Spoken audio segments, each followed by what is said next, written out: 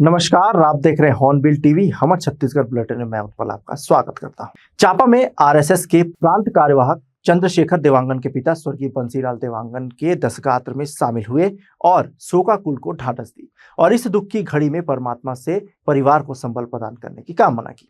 मुख्यमंत्री विष्णुदेव साय ने मीडिया से चर्चा करते हुए बताया कि राज्य सरकार के 2.5 साल के कार्यकाल को विकसित छत्तीसगढ़ का निर्माण करने का दावा किया। साथ ही लोगों की समस्याओं के निराकरण के लिए मुख्यमंत्री हेल्पलाइन नंबर जारी करने का दावा किया। उन्होंने कांग्रेस नेताओं द्वारा 2.5 साल बाद कांग्रेस की सरकार बनने का दावा पर चुटकी ली और कहा कि कांग्रेस का सुपड़ा साफ हो गया है, अपना अस्तित्व बचाने के लिए कांग्रेसी सपना देख रहे हैं। आज चांपा आना हुआ था और श्री चंद्रशेखर देवांगन जी के पिताश्री का पिछले दिनों निधन हो गया और आज उनकी 13वीं कार्यक्रम था जिसमें हम लोग आए हुए थे और आज उनको विनम्र श्रद्धांजलि अर्पित किए हैं स्वर्गीय श्री बंसीलाल देवांगन जी को।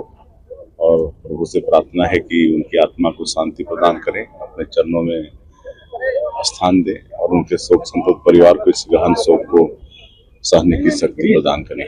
नहीं, वो तो 2.5 वर्ष अभी पूरे हुए हैं सरकार के और 2.5 वर्षों में जो वादा थे छत्तीसगढ़ की 3 करोड़ जनता से विधानसभा चुनाव के समय हमारी पार्टी के और हमारे माननीय यशस्वी प्रधानमंत्री जी के, जिसको हम लोग मोदी की गारंटी का नाम दिए हैं और अधिकांश काम को पूरा किए हैं।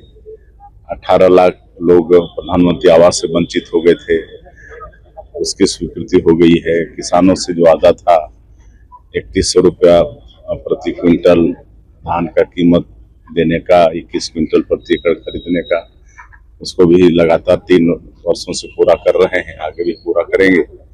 और 2 साल का बकाया बोनस भी दिए हैं और 70 लाख महिलाओं को महतारी बंधन का हर महीने के 1000 रुपया देते हैं। 28 किस्त उसका दे चुके हैं। 18,000 करोड़ से ज़्यादा हमारी माताओं के खाते में हम लोग महतारी बंधन का भेज चुके हैं।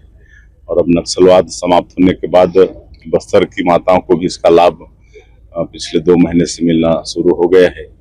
और रामलला दर्शन योजना से मुख्यमंत्री तीर्थ यात्रा दर्शन योजना, तेंदु पत्ता का कीमत बढ़ाना, पीएससी के जो घोटाले किए थे उनको दंडित करना, ये सब सारा जो मोदी के गारंटी में वादा थे सबको पूरा किए हैं। और आगे छत्तीसगढ़ में स्वच्छ प्रशासन देने के लिए अलग से सुशासन और अभिसरण विभाग का गठन किए हैं।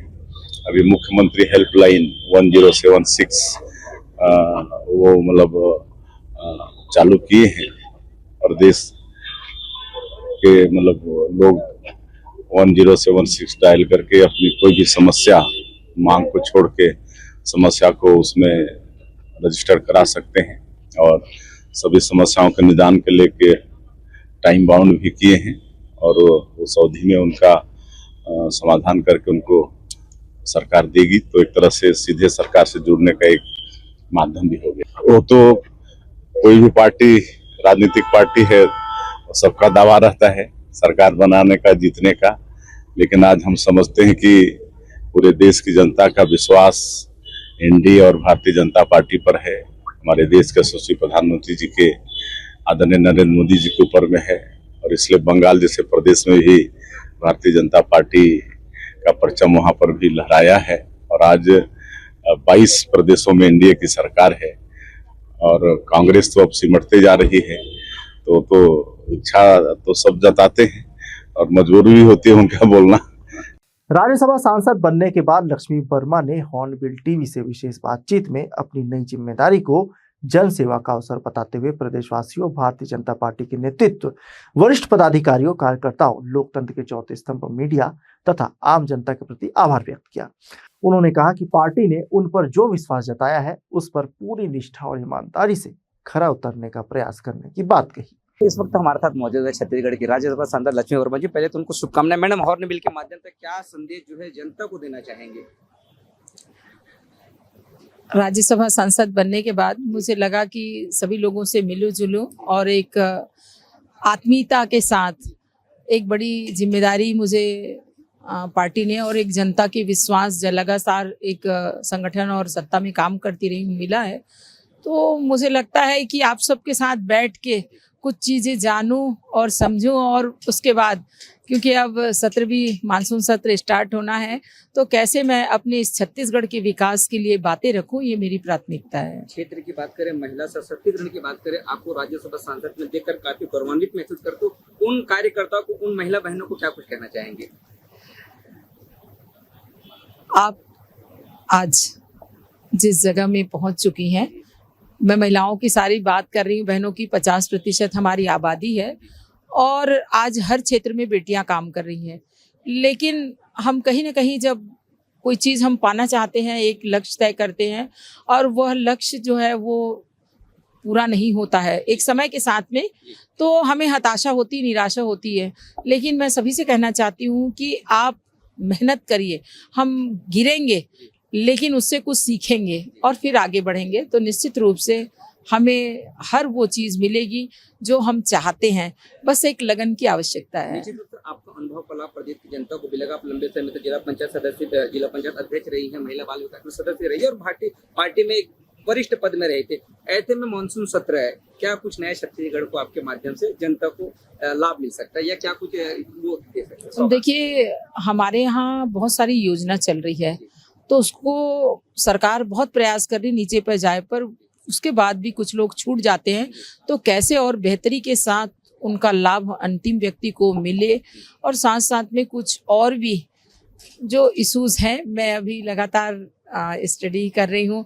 बहुत नीचे तक के हम लोग लगातार काम कर रहे हैं, तो बहुत सारी, चाहे रेल परियोजना वगैरह की बात करूँ, मैं बलौदा बाजार वो पेंडिंग है, तो उस ओर भी मेरा ध्यान है कि मैं कैसे, क्योंकि उससे जब कहीं रेल सुविधा प्रारंभ होती है तो व्यवसाय के साथ साथ लोगों को भी बहुत किफ़ायती दर पे आवागमन की सुविधा मिलती है, जिससे हर क्षेत्र में विकास होता है। तो ये मेरी पहली प्राथमिकता है। बिल्कुल, ये थे हमारे साथ राज्यसभा सांसद लक्ष्मी वर्मा जी। तो बिल्कुल आने वाले समय में जनता को किस प्रकार से राहत मिलेगी, स्वास्थ्य सुविधाओं का लाभ कहे या सरकारी योजनाओं का लाभ कैसे जनता तक पहुंचे, उसको लेकर हॉर्न बिल पे खास चर्चा के दौरान जो है लक्ष्मी वर्मा ने हमसे खास चर्चा कर आगामी योजना के बारे में हमसे जानकारी दी।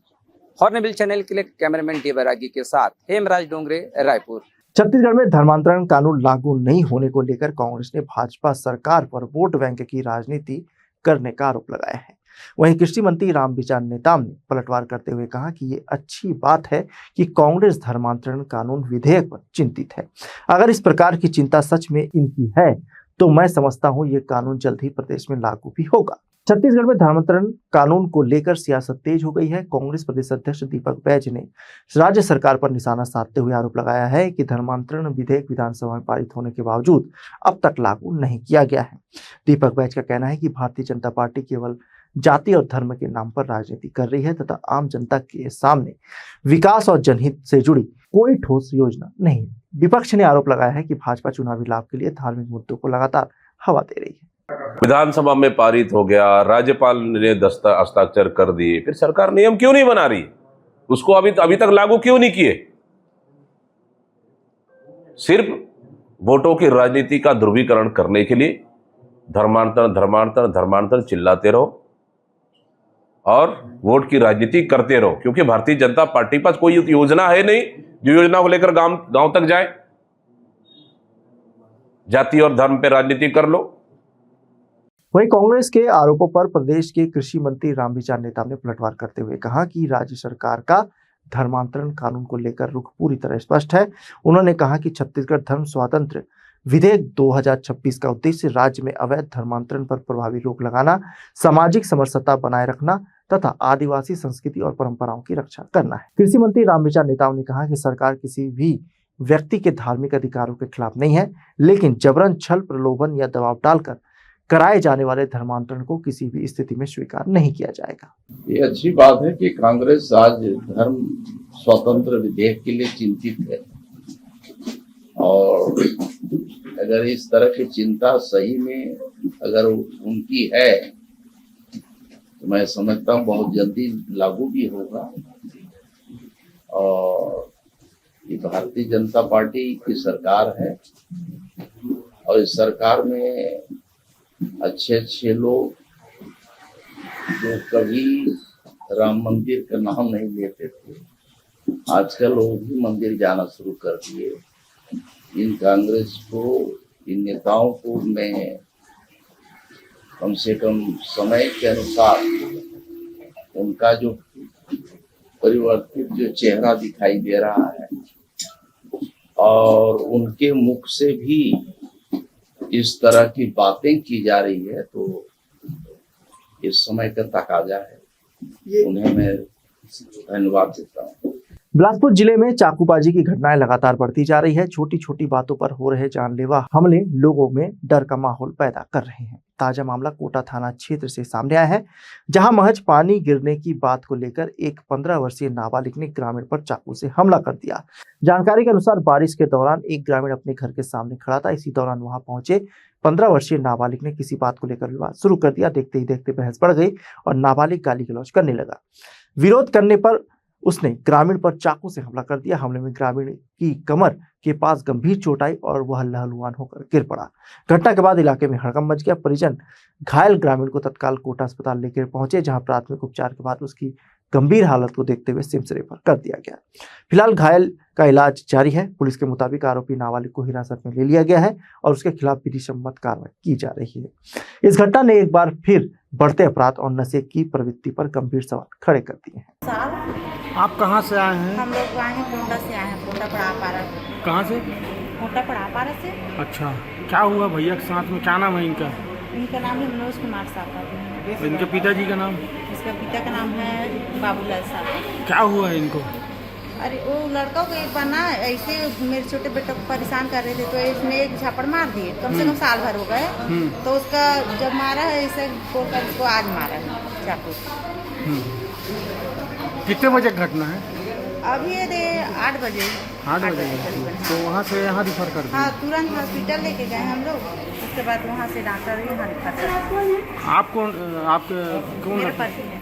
कोटा थाना क्षेत्र में बारिश में जो घायल व्यक्ति है वो उसे घर के सामने खड़ा था। किसी बात पे दोनों में आपस में विवाद हुआ। उसमें जो नाबालिग युवक है उसके द्वारा धारदार हथियार से उसके ऊपर हमला किया, जिससे उसकी कमर में चोट है। मामले में थाना कोटा में बीएनएस की धाराओं के तहत अपराध पंजीबद्ध किया जा रहा है और आरोपी को हिरासत में लिया गया। बिलासपुर में साइबर ठग लगातार नए नए तरीके अपनाकर लोगों को अपना शिकार बना रहे हैं। ताजा मामला कोतवाली थाना क्षेत्र से सामने आया है, जहां एक महिला के बैंक खाते से 89,600 रुपए की ऑनलाइन ठगी कर ली गई है। हैरानी की बात यह है कि महिला ने किसी को अपनी गोपनीय बैंकिंग जानकारी भी साझा नहीं की थी। खपरगंज निवासी तस्नीम सब्बीर कमाल ने कोतवाली थाने में शिकायत दर्ज कराई है। उन्होंने बताया कि उनकी सहेली ने फोन कर 10,000 रुपए की जरूरत बताई और गूगल पे के माध्यम से रकम भेजने को कहा। महिला ने फोन पे से पैसे ट्रांसफर करने की कोशिश की, लेकिन भुगतान सफल नहीं हुआ। अगले दिन जब उन्होंने बैंक पहुंचकर खाते की जानकारी ली तो उनके होश उड़ गए।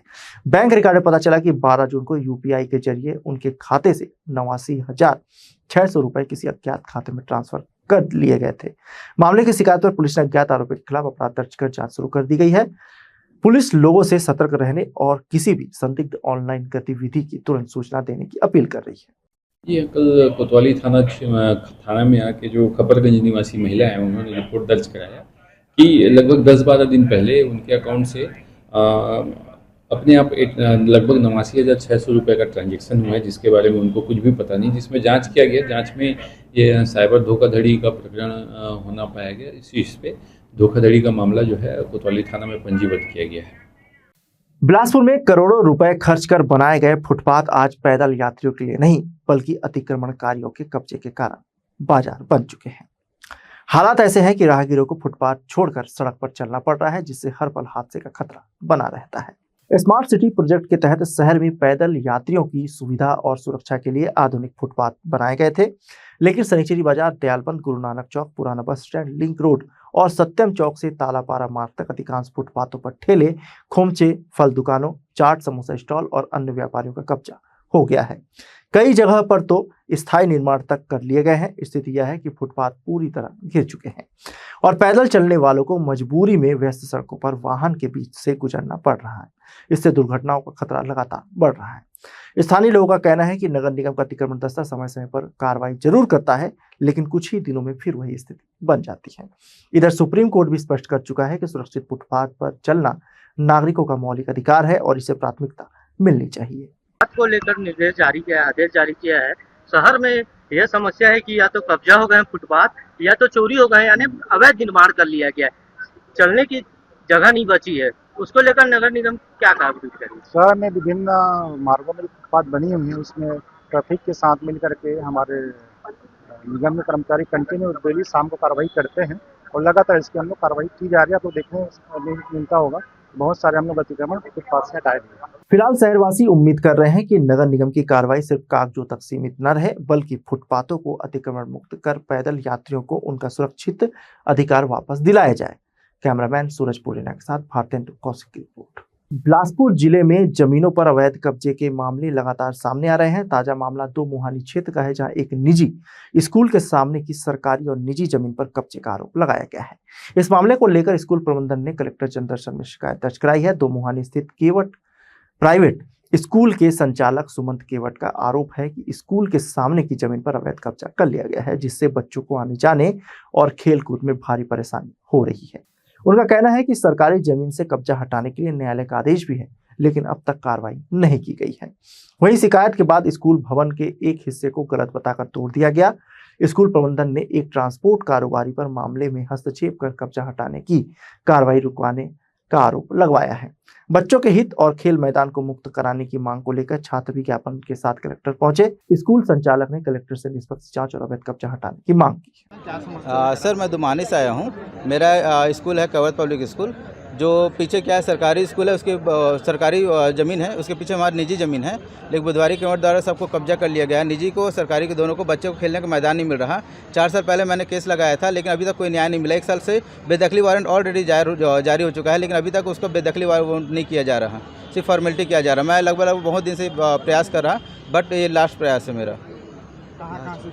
सब जगह किया हूँ मैं, एसपी में किया हूँ, पीएम शिकायत किया हूँ और सीएम में भी हुआ है, कलेक्टर में भी किया हूँ और तहसीलदार और एसडीएम सबके पास है। सबको इसका प्रकरण पता है। अभी अधिकारी से मिला, क्या आश्वासन मिला है?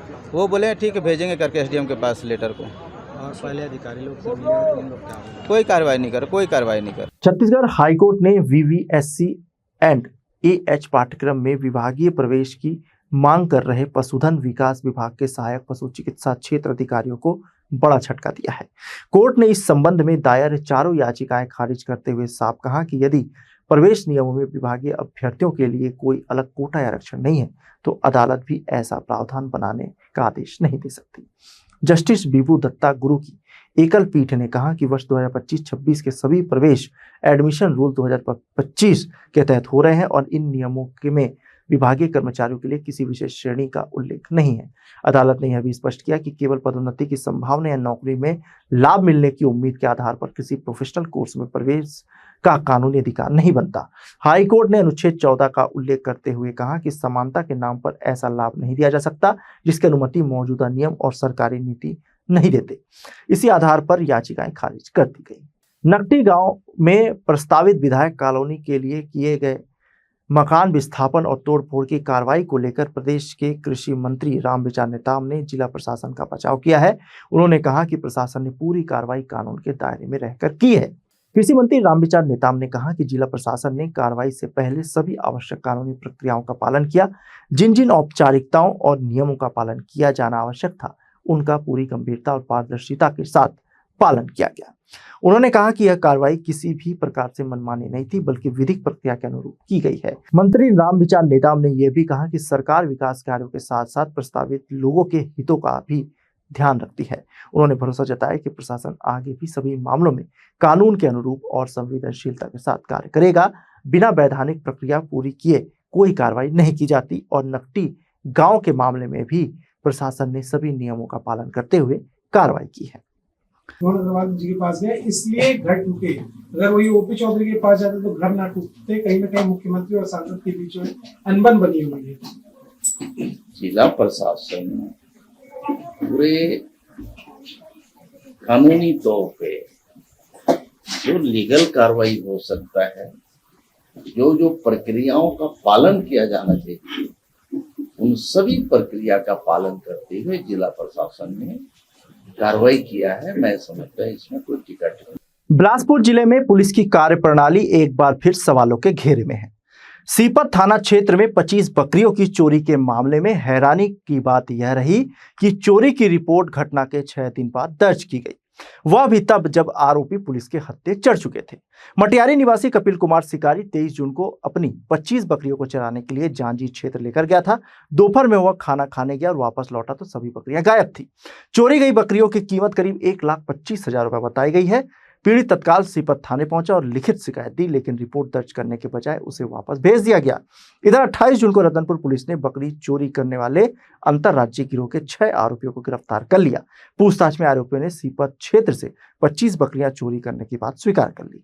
इसके बाद सीपत पुलिस ने 6 दिन बाद मामला दर्ज किया। पुलिस अधिकारियों का कहना है कि गिरफ्तार गिरोह ने ही वारदात को अंजाम दिया था। हालांकि देर से एफआईआर दर्ज होने को लेकर अब पुलिस की कार्यशैली पर सवाल उठने लगे हैं। जी, हम मटियारी से कुछ दिन पहले 25 बकरी जो है चराने के दौरान गायब हो गए थे। बाद में जिसमें 6 आरोपियों को गिरफ्तार किया गया, जिनसे पूछताछ में उन्होंने रतनपुर व मटियारी दोनों जगह बकरी करना और उसको बेचना स्वीकार किया है। मामले में 6 आरोपियों को गिरफ्तार किया गया। रायपुर के खमतराई थाना पुलिस ने ई रिक्शा बैटरी चोरी के मामले का खुलासा करते हुए पुलिस ने 3 आरोपियों को गिरफ्तार किया है। पुलिस ने आरोपियों के कब्जे से चोरी की गई 2 स्टार लाइट कंपनी की लाल रंग की बैटरियां, जिनकी कीमत लगभग 10,000 रुपए है, बरामद कर ली है। प्रार्थी राजू सोनी निवासी टिम्बर मार्केट के पास भनपुरी ने शिकायत दर्ज कराई थी कि 24 जून की रात उनके घर के बाहर खड़े ई रिक्शा से अज्ञात चोर 2 बैटरियां निकालकर ले गए। शिकायत के आधार पर खमतराई थाना में अपराध दर्ज कर जांच शुरू की गई। जांच के दौरान मुखबिर से सूचना मिली कि गोंदवारा स्थित रिलायंस पेट्रोल पंप के पास एक व्यक्ति चोरी की बैटरियां बेचकर घूम रहा है।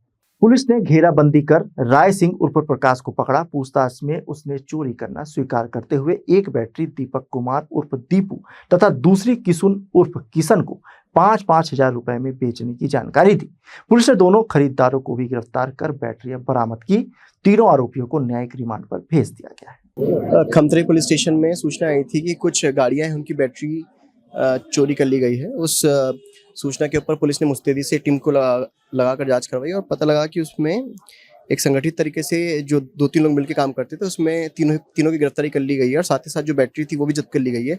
पूछताछ में ये पता चला है कि उन्होंने पहले भी कुछ जगह से जो चोरी करी है, उन्हें भी जो एक्स्ट्रा बैटरीज थी उन्हें भी जब्त किया गया। जो संबंधित थाने जहाँ से वो चोरी हुई थी वहाँ पे उनको देके वहाँ पे भी उनके खिलाफ आरोप पंजीबद्ध कराया जाएगा। जो आरोपी है उसका नाम एक का राय सिंह, एक दीपक उर्फ दीपू और तीसरा किशन उर्फ किशन भारती है। आज के बुलेटिन में बस इतना ही। मुझे दीजिए इजाजत। देखते रहिए हॉर्नबिल टीवी।